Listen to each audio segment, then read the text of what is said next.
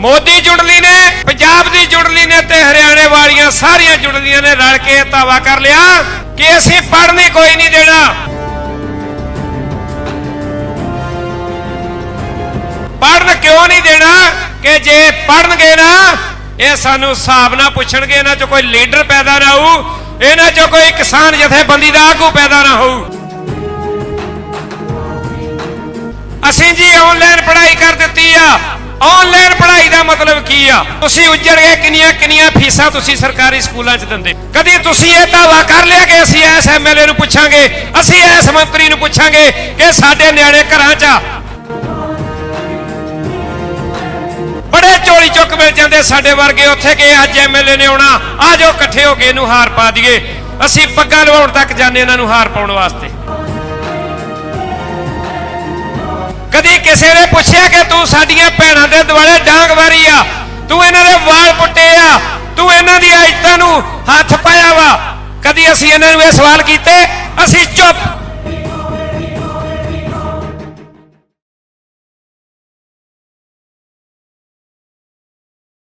वाहिगुरू जी का खालसा, वाहिगुरू जी की फतेह।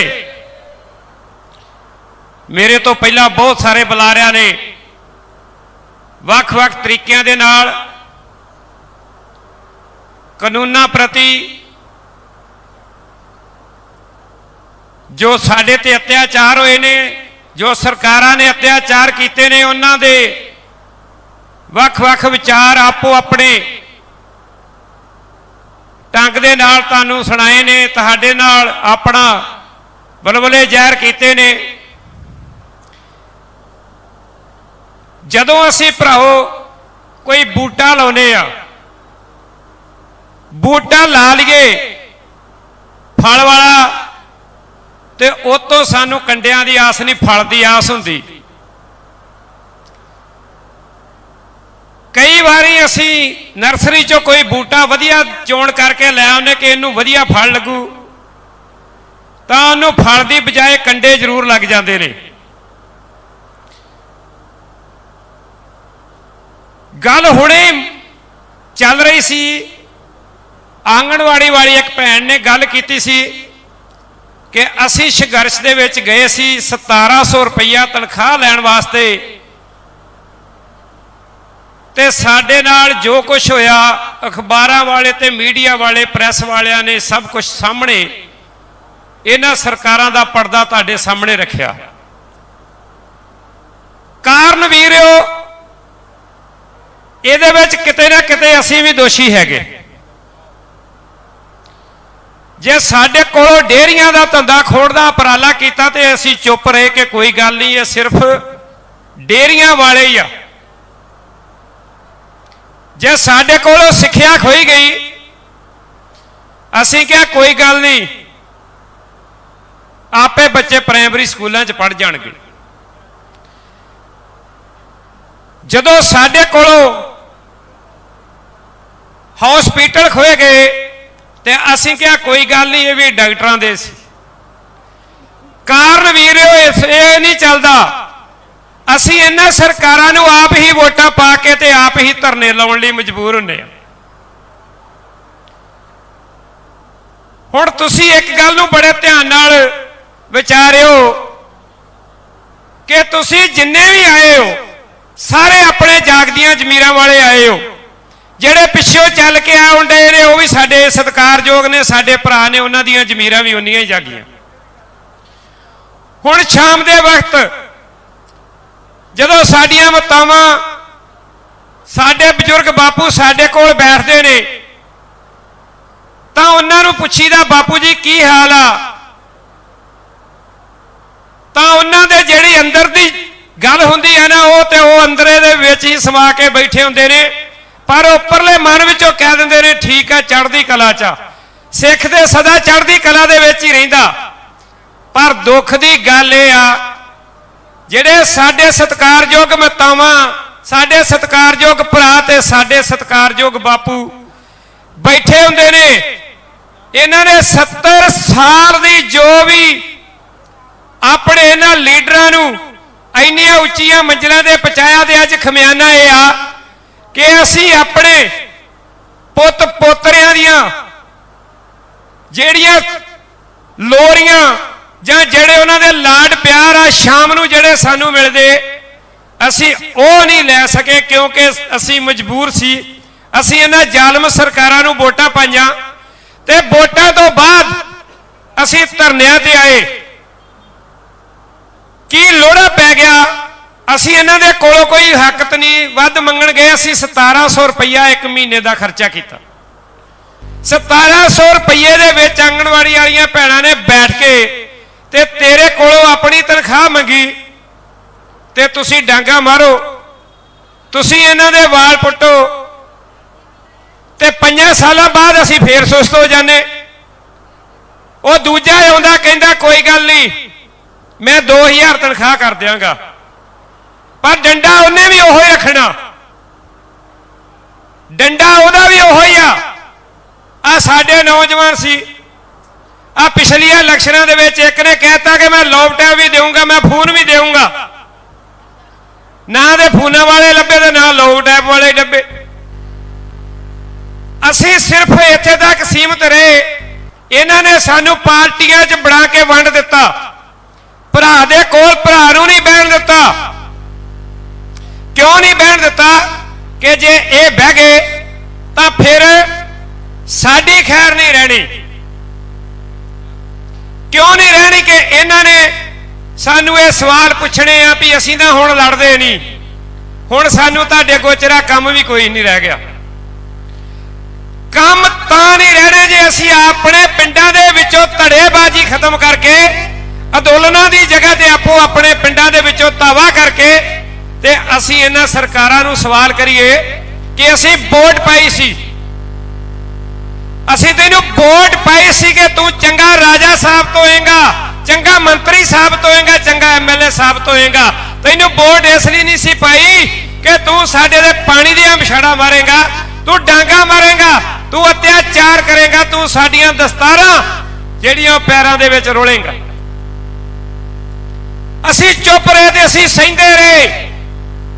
ਜਦੋਂ ਅਤਿਆਚਾਰ ਦੀਆਂ ਹੱਦਾਂ ਵੱਧ ਗਈਆਂ, ਤੁਸੀਂ ਰੇਲਵੇ ਸਟੇਸ਼ਨਾਂ ਦੇ ਉੱਤੇ ਆਪਣੇ ਹੱਡ ਰਗੜੇ, ਜਿਹੜੇ ਬਾਪੂ ਦੀ ਉਮਰ 80 ਸਾਲ ਦੇ ਲਗਭਗ ਹੋ ਜਾਂਦੀ, ਉਹ ਬਿਲਕੁਲ ਨਿਆਣਿਆਂ ਵਰਗੀ ਉਹਦੀਆਂ ਆਦਤਾਂ ਹੋ ਜਾਂਦੀਆਂ। ਉਹ ਚਾਹੁੰਦਾ ਕਿ ਮੈਂ ਸ਼ਾਮ ਨੂੰ ਆਪਣੇ ਪੋਤਿਆਂ ਦੇ ਵਿੱਚ ਖੇਡਾਂ, ਮੈਂ ਤਾਵਾਂ ਚਾਹੁੰਦੀ ਆ ਕਿ ਮੈਂ ਆਪਣੇ ਪੁੱਤ ਪੋਤੀਆਂ ਨਾਲ ਲਾਡ ਕਰਾਂ। ਪਰ ਅਸੀਂ ਉੱਥੋਂ ਚੱਲਦੇ ਹੋਏ ਇਹਨਾਂ ਸਰਕਾਰਾਂ ਕੋਲ ਇਨਸਾਫ ਲੈਣ ਵਾਸਤੇ ਅੱਜ ਦਿੱਲੀ ਆਣ ਕੇ ਪਹੁੰਚ ਗਏ। ਅੱਜ ਦਿੱਲੀ ਦੀ ਹਿੱਕ ਤੇ ਗੋਡਾ ਰੱਖ ਕੇ ਤੁਸੀਂ ਬੈਠ ਗਏ ਕਿ ਸਾਨੂੰ ਸਾਡੇ ਹਿਸਾਬ ਦੇ ਦਿਓ। ਇਹਨਾਂ ਨੇ ਹਿਸਾਬ ਤੁਹਾਨੂੰ ਕੀ ਦੇਣੇ? ਇਹਨਾਂ ਨੇ ਤੁਹਾਡੇ ਸਕੂਲ ਬੰਦ ਕਰ ਦਿੱਤੇ। ਸਕੂਲ ਕਿਉਂ ਬੰਦ ਕੀਤੇ? ਕਿ ਜੇ ਤੁਸੀਂ ਪੜ੍ਹ ਗਏ ਤੇ ਤੁਸੀਂ ਹਿਸਾਬ ਮੰਗੋਗੇ, ਤੁਸੀਂ ਕਹੋਗੇ ਕਿ ਸਾਡੀ ਖੇਤੀ ਦੇ ਇੰਨਾ ਖਰਚਾ ਆਇਆ, ਸਾਨੂੰ ਇੱਥੇ ਪੈਸੇ ਦਿਓ, ਅਸੀਂ ਫੇਰ ਖੇਤੀ ਵੇਚਣੀ ਆ, ਅਸੀਂ ਫੇਰ ਜਿਣਸ ਵੇਚਣੀ ਆ। ਪਰ ਇਹਨਾਂ ਨੇ ਇਹ ਦਾਅਵਾ ਕਰ ਲਿਆ, ਮੋਦੀ ਜੁੜਲੀ ਨੇ, ਪੰਜਾਬ ਦੀ ਜੁੜਲੀ ਨੇ ਤੇ ਹਰਿਆਣੇ ਵਾਲੀਆਂ ਸਾਰੀਆਂ ਜੁੜਲੀਆਂ ਨੇ ਰਲ ਕੇ ਇਹ ਦਾਅਵਾ ਕਰ ਲਿਆ ਕਿ ਅਸੀਂ ਪੜ੍ਹਨੀ ਕੋਈ ਨਹੀਂ ਦੇਣਾ। ਪੜ੍ਹਨ ਕਿਉਂ ਨਹੀਂ ਦੇਣਾ?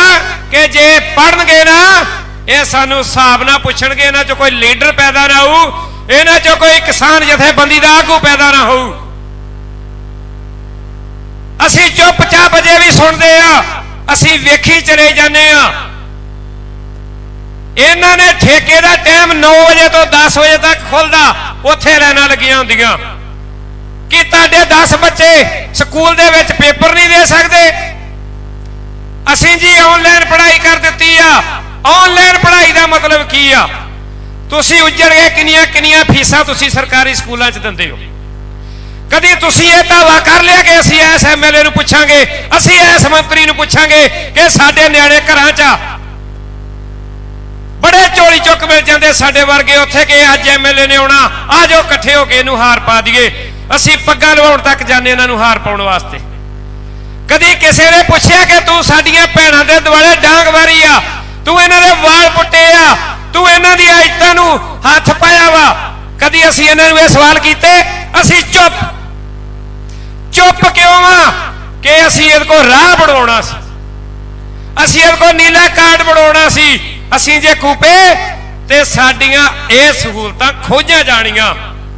पर दुख दी गल इह आ असीं सरकारां नूं कदी इह नहीं पुछदे कि सानूं सड़कां नहीं चाहीदियां, सानूं तेरे कार्ड नहीं चाहिए, वो साडे टैक्सां दे आ।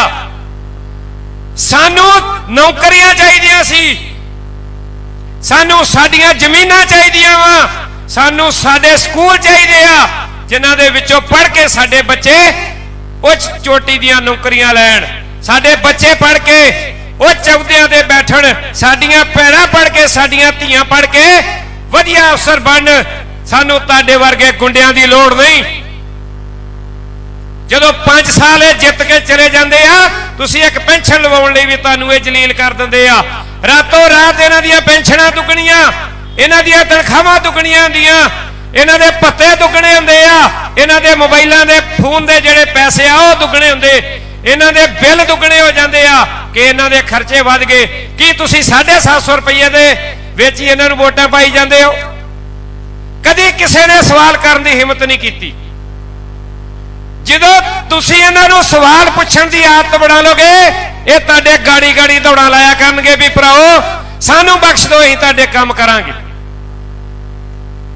ਅਰਦਾਸ ਕਰੋ ਸੱਚੇ ਪਾਤਸ਼ਾਹ ਦੇ ਗਾੜੀ, ਜਿੱਦਾਂ ਹੁਣ ਬਗਾਲ ਚੋਂ ਇਹਨਾਂ ਨੂੰ ਹੁੰਜਾ ਫੇਰਿਆ, ਇਦਾਂ ਚੜ੍ਹਦੀ ਕਲਾ ਦੇ ਨਾਲ ਸਾਡੇ ਆਗੂਆਂ ਦੇ ਉੱਤੇ ਵਾਹਿਗੁਰੂ ਕਿਰਪਾ ਕਰੇ, ਇਹ ਚੜ੍ਹਦੀ ਕਲਾ ਦੇ ਵਿੱਚ ਰਹਿਣ, ਇਹਨਾਂ ਨੂੰ ਸੋਚ ਤੇ ਇਹਨਾਂ ਨੂੰ ਵਾਹਿਗੁਰੂ ਤੰਦਰੁਸਤੀਆਂ ਬਖਸ਼ ਕੇ ਰੱਖੇ, ਕਿਉਂਕਿ ਇਹਨਾਂ ਦੀ ਸੋਚ ਸਦਕਾ ਹੀ ਅੱਜ ਇਹਨਾਂ ਦੀ ਉੱਥੋਂ ਬਾਜ਼ੀਆਂ ਪੈਣ ਰਹੀਆਂ।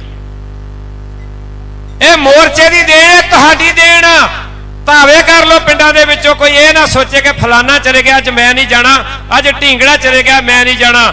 ਹੁਣ ਤੁਸੀਂ ਕਣਕ ਪੱਠਾ ਸਾਂਭ ਲਿਆ, ਲੈਣਾ ਨਾ ਟੁੱਟਣ ਦਿਓ ਗੱਡੀਆਂ ਦੀਆਂ, ਕਾਫਲੇ ਦੀਆਂ। ਪਹੁੰਚ ਜਾਓ ਇੱਥੇ। ਇਹ ਜਿਹੜਾ ਵਾ ਭੂਤਰਿਆ ਸਾਨ, ਇਹਨੂੰ ਦਵਾਗਾ ਪਾ ਲਿਆ। ਆ ਬਜ਼ੁਰਗ ਜਾਣਦੇ ਨੇ ਦਵਾਗਾ ਕੀ ਹੁੰਦਾ, ਦਵੱਲੇ ਨੱਥਾਂ ਪਾ ਲਈਦੀਆਂ। ਇਹ ਦਵਾਗਾ ਤੁਸੀਂ ਲਿਆ ਫੜ, ਹੁਣ ਧਾਵਾ ਕਰ ਲੋ। ਇਹਨੂੰ ਹਾਲੀ ਕਿੱਥੇ ਖੜ ਕੇ ਕਰਨਾ ਉਹ ਤੁਹਾਡੇ ਹੱਥ ਵਾਸਾ। ਇੰਨੀਆਂ ਬੇਨਤੀਆਂ ਕਰਦਾ ਫਤਿਹ ਬੁਲਾਉਣਾ। ਵਾਹਿਗੁਰੂ ਜੀ ਕਾ ਖਾਲਸਾ, ਵਾਹਿਗੁਰੂ ਜੀ ਕੀ ਫਤਿਹ।